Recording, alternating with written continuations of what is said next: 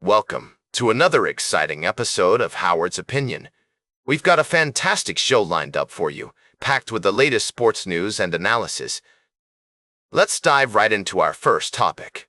The Philadelphia Eagles have been making headlines recently, and not just because of their impressive performance on the field. The team's decision to sign cornerback Cameron Woolen to a one-year deal has raised some eyebrows, and we're here to break it down for you. Woolen, a talented young player, was expected to be a key contributor to the Eagles' secondary this season. However, his tendency to let his emotions get the better of him has led to some concerns about his on-field behavior.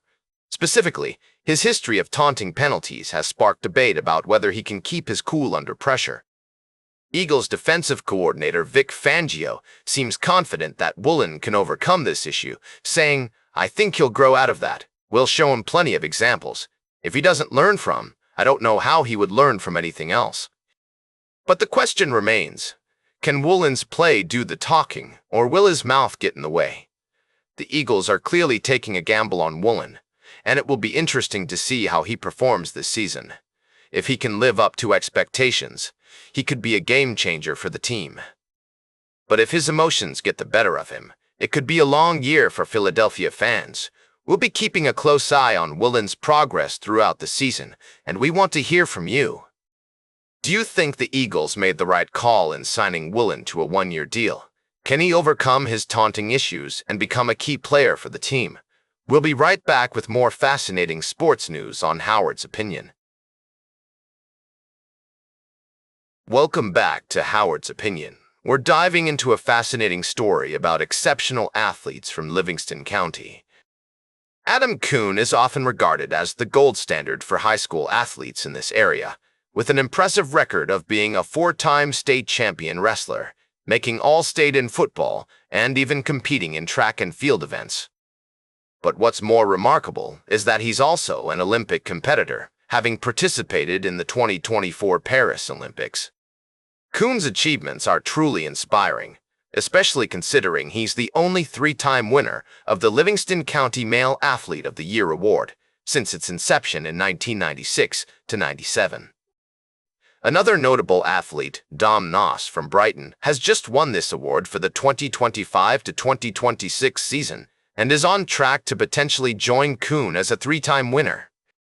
Let's take a look at some of the past winners. Drew Henson from Brighton won it twice.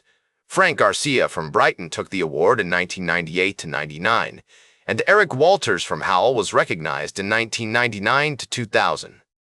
Other notable athletes include Ben Techmeyer from Howell, Zach Douglas from Fowlerville, Sean Horlbecke from Heartland, and Chris Elsey from Brighton. The list goes on to include Ian Boyle from Pinckney, Zach Nichols from Brighton, David Emery from Pinckney, Ryan Ross from Fowlerville, Kyle Summerfield from Heartland, Bryce Lindbergh from Howell, Nick Brish from Brighton, Joey Clifford from Brighton, Caleb Balgard from Howell, Reese Potter from Heartland, Luke Stanton from Brighton, Riley Huff from Heartland, Joey Mattard from Heartland, Nolan Carruthers from Pinckney, Ty Kraut from Heartland, and now Dom Noss from Brighton. These athletes have set the bar high for future generations, showcasing the talent and dedication that Livingston County has to offer. It's exciting to think about who might be next in line to join this impressive list of winners. Speaking of love and commitment, welcome back to the show. Folks, we've got a fascinating tale to wrap up today's episode of Howard's Opinion. Now, I know what you're thinking. What could possibly bring together the worlds of football, music, and Hollywood? Well, it just so happens that the recent nuptials of Taylor Swift and Travis Kelce have given us a glimpse into the intriguing lives of these A-listers.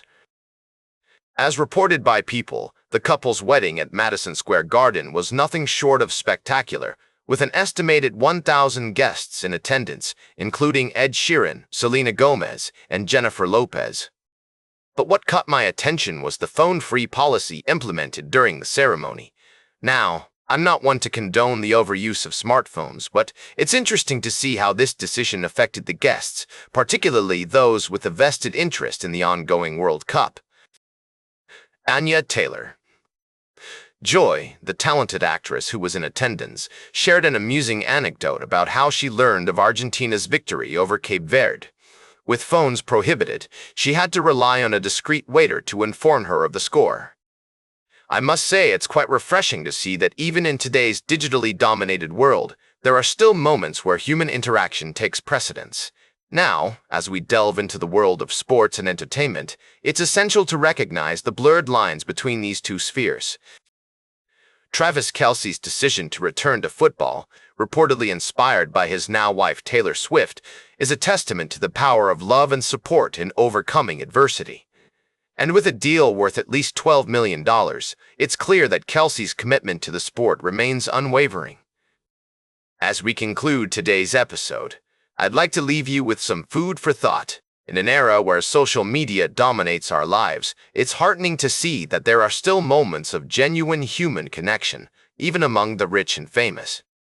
So let's take a cue from Taylor Swift and Travis Kelce's phone-free wedding and make an effort to appreciate the beauty of face-to-face interaction. That's all for today's Howard's Opinion. Remember to like, share, and subscribe.